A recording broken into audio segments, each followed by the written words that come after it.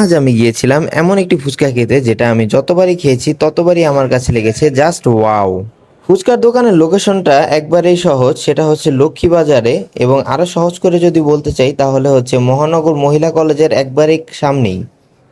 আপনারা বলতেই পারেন কি এমন আছে যার কারণে এই ফুচকাটা এত বেশি ভালো লাগলো। এই স্পেশালিটি হচ্ছে এর বিভিন্ন ধরনের টক। এই যে দেখতে পাচ্ছেন বিভিন্ন ধরনের টকের এক একটা আইটেম, এবং আপনার যা ইচ্ছা যতটা ইচ্ছা আপনি এখান থেকে টক নিয়ে খেতে পারবেন। তো আমি এখন একে একে সবগুলো টকই ট্রাই করব। প্রথমেই নিয়ে নিয়েছিলাম আমড়ার টক, যেটা আমার কাছে মোটামুটি লেগেছে। এছাড়াও নিয়েছিলাম আমের মিষ্টি টক, এবং আমের মিষ্টি টকটা আমার কাছে আমড়া টকের থেকে তেমন একটা বেশি ভালো লাগেনি, কিন্তু ওভারঅল এটাও কিন্তু খুবই টেস্টি ছিল। টক কিন্তু একবারে আনলিমিটেড, আপনি যত ইচ্ছা এখান থেকে হচ্ছে ফুচকার জন্য টক নিয়ে খেতে পারেন। এরপর নিলাম সসের মিষ্টি টক। এই টকটা আমার কাছে তেমন ভালো লাগেনি। তবে এরপরে আমি যে টকটা নিলাম, যে দইয়ের মিষ্টি টক, আপনারা সবাই হয়তো এই টকটার সাথে আগের থেকে অনেক বেশি পরিচিত, যেটা আমার কাছে সবসময় ভালো লাগে। যেহেতু ফুচকার চিপসটা তারা হাতেই বানায়, যার কারণে ফুচকার চিপসটা খুবই ক্রিস্পি ছিল।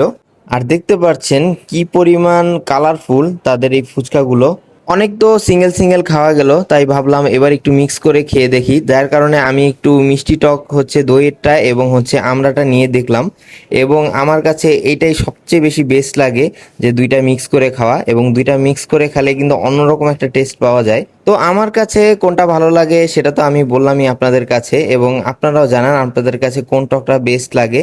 এবং আপনারা যদি কেউ লক্ষ্মীবাজার আসেন তাহলে কিন্তু এই দোকানের ফুচকাটা খেতে একবারেই ভুলবেন না। আল্লাহ হাফেজ।